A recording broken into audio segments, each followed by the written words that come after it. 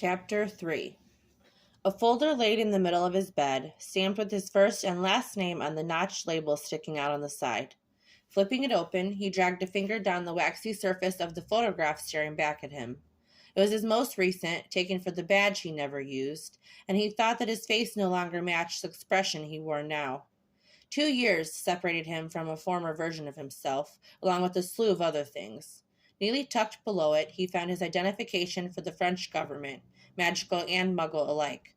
Robards had organized and cemented the details within a day of their meeting with Healer Smith. On paper, the DMLE sent Auror Draco Malfoy to France to consult with their government for ongoing cases. It was the kind of mission they left to Aurors that weren't him, the ones that had an earned high security clearance. It was the only reason Weasley teased him for being stuck with the grunt work, and Potter swallowed the truth while they had one last round in a pub. The rumor that he'd been reprimanded and sent on an assignment that was beneath his clearance circled the ranks, and he fanned the flames. If Robards heard about it, he didn't let Draco know. Consulting was a cover, but like anything else, he intended to do it well. The first case detailed a low-level drug ring.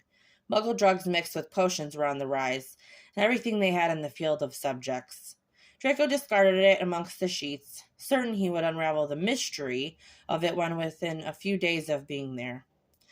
Everything about Granger was at the bottom of the stack. He wasn't certain he had the will to open it, even when it taunted him. He'd see her tomorrow if he was lucky, and he intended to stage his arrival so exactly that happened.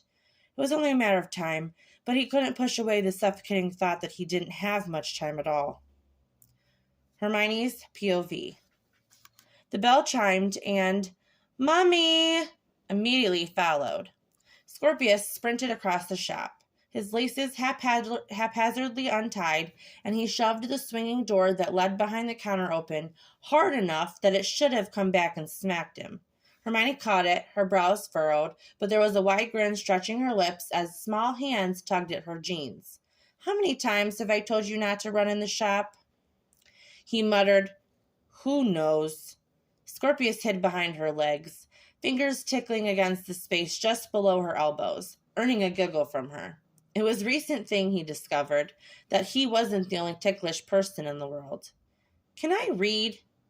Her fingers brushed against the top of his hair, smoothing it down from the wicked wind that whistled past the shop. "As long as you promise not to run." Bobbing his head, Scorpius skipped off. "No running!" "I'm skipping," he called back, but his voice was already softening as he neared the children's section. Hermione shook her head, placing her hands on her hips while blowing out a breath. "I trust he wasn't too rowdy."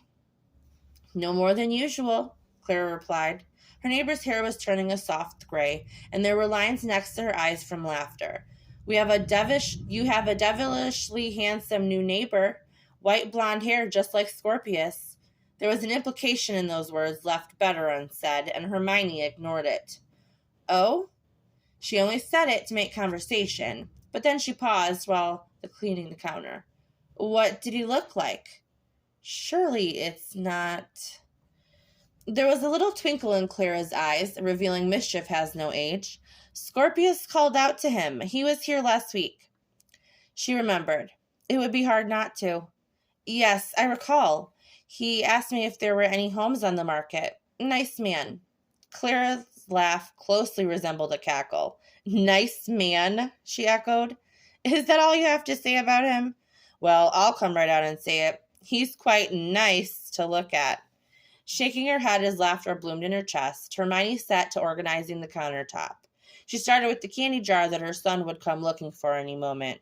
"You're incorrigible." "I'm just telling how I see fit, dear." Clara grinned. "I didn't think I would ever get Scorpius to leave. He even asked to help him pull weeds. Of course, Mr. Malfoy and I both agreed that it wouldn't be appropriate since he's a stranger after all." A stranger that was more interesting than anyone else she'd come across in the last 5 years. Hermione smiled. "Are you sure it was my son? He never volunteers to do chores." Clara rested her hands on the counter, the rings adorning her fingers glittering under the sallow light. "I was just as shocked as you are, but Scorpius wanted to stay. Perhaps you'll find a new friend in your neighbor. He's a nice man." Sighing, even as as a smile forced its way onto her face. Hermione grabbed a bag from beneath the counter. First of all, don't let that overactive mind of yours get to work already. Second, here is your order. It came in this morning, and yes, I already paid for it.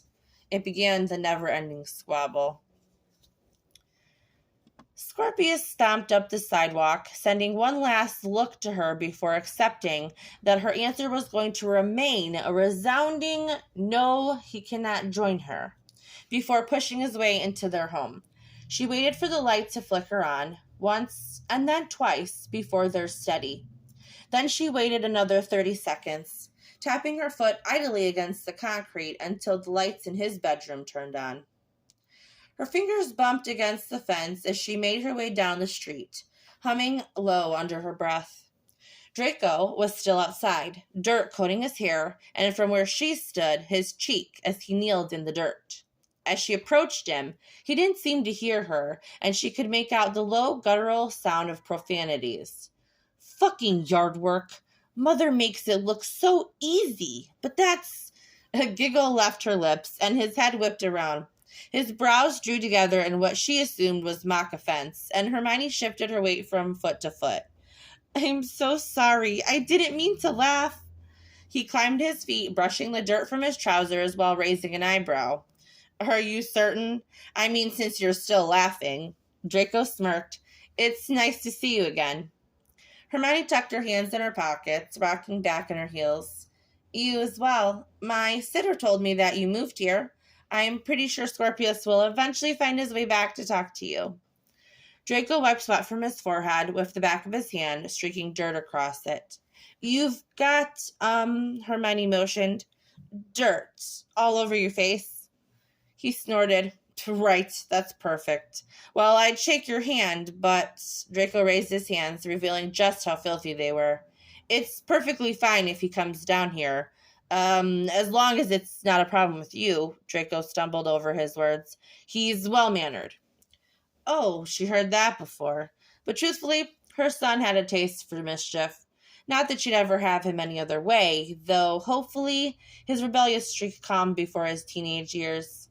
He knows he's allowed to play at the park down the street, so he takes advantage of the opportunity to wander.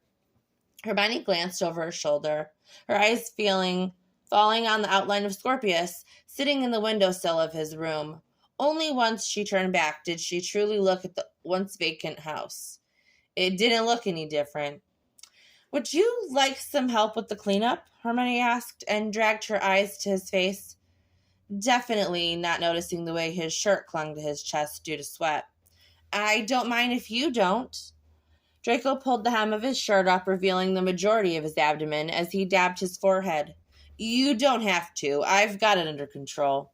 There was no controlling the loud laugh that tumbled away from her. Swallowing, Hermione asked lightly, Are you sure? He sighed and gestured wildly behind him.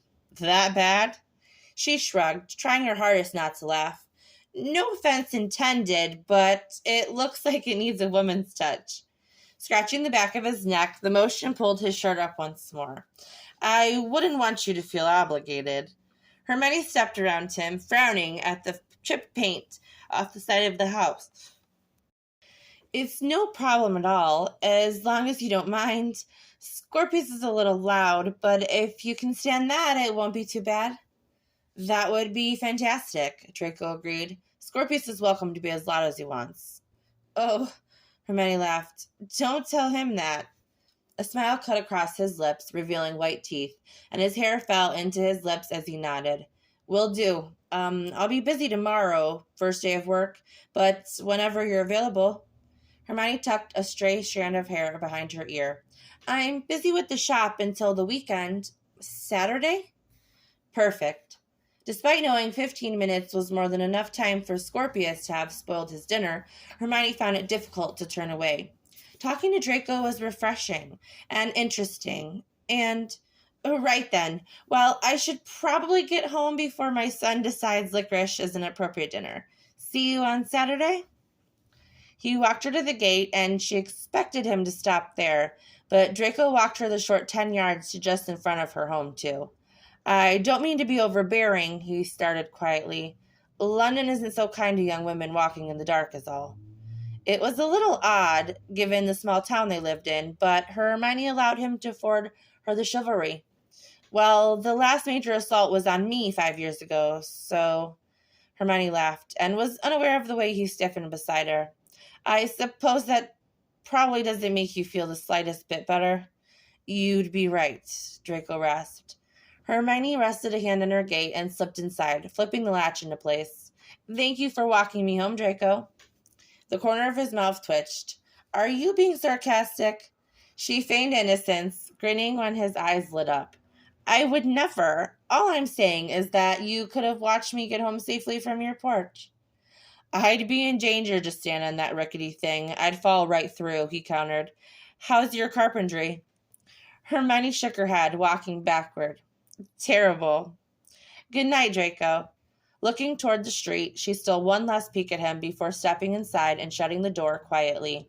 She locked both locks and made her way into the kitchen. Her trainers squeaked against the tile, and she found Scorpius already in place at the table with a bowl of cereal. That's not dinner. He defiantly lifted a spoonful of colorful cereal to his mouth and gave her a grin followed by a crunch. 10 minutes after finishing his cereal, Scorpius whined that he was hungry again. Hermione was only halfway reading a book when he bumped her leg and asked for the leftover shepherd's pie in the fridge. I'll make it for you, just let me mark my place. Can we take food to Draco? When she didn't immediately reply, he sighed heavily. What if he doesn't have any food? She snickered. I'm sure he has food.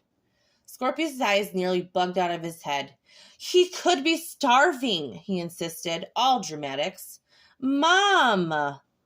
Fine, Hermione conceded, pulling 2 plates from the cupboard. Do you want to take it to him yourself? He bobbed his head. Scorpius ripped a plate out of her hands, still warm, and hurried towards the door. I'll be right back. Hermione followed him. I know you will be. I'm going to stand on the porch and watch you. He let out an exasperated breath that sounded like it belonged to a teenager and escaped before she could comment on it. Hermione remained leaning against the railing, watching her son as he briskly walked down the sidewalk. When he reached the porch, a board cracked and he hopped away from it, shooting a shocked look towards her. She chuckled. So he was serious about the porch. Scorpius knocked, and the door swung open seconds later, revealing Draco. There was a short conversation, a few words exchanged as Draco knelt down to Scorpius' eye level and took the plate. Her heart clenched with all too familiar feeling as Scorpius beamed, laughing, when Draco ruffled his hair. When Draco glanced up and saw her, he gave a small wave. Scorpius jumped off the porch, pointing at the faulty board, and Draco shot her a knowing look from across the way. And while Draco didn't walk Scorpius home, likely because of her teasing reaction previously, neither of them moved from their porches until Scorpius was safe inside her home. Hermione pulled the blanket over Scorpius and dropped a kiss to his forehead. I'll see you in the morning, okay? Mum? His fingers wrapped around her wrist. I really like Draco. Do you now? He's nice, and his hair is just like mine, Scorpius murmured sleepily, sinking into bed. Can we see him again? Hermione had kept their weekend plans to herself, knowing he would get a second wind of energy if she told him now. Oh, I'm sure we'll see him plenty. He's our neighbor now. She left the nightlight on and the door open a crack so the hallway light could trickle through. And she didn't think about how she was eager to see someone she doesn't know again. Beyond a few chances, Hermione didn't see her new neighbor over the next 3 days. There was a glance here and there, mostly in the early mornings when she checked the post, or late in the evening when he was making his way home. On Saturday, she opened the door with a cup of coffee in hand and found a note sticking out from under her doormat. Careful not to slosh piping hot liquid on herself, Hermione knelt down to turn it over. Her name was scrawled across the front of a folded sheet of paper. Straightening, she flipped it open while tipping her mug to her lips. Hermione, I'm sorry to cancel like this, but I had to return to England for a family emergency. If you're still open to helping me next week, whenever you're available, I promise to make it up to you for rescheduling. DM. Pressing the letter to her chest, she didn't flinch despite the crash behind her. Scorpius called out that he had dropped a toy from the table, and she nodded to no one. It was ridiculous to be disappointed, but adult interaction was so hard to come by, and Draco was so pleasant to be around.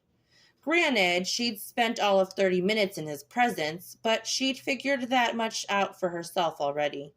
Scorpius, eat your breakfast and wait here for a moment, okay? While coloring a picture at the table, he nodded. Hermione jotted a quick note to leave on Draco's door, but paused as she took an exaggerated step over the false board. His yard truly was a travesty, and paint was already peeling off the fence. Getting a head start wouldn't hurt anything.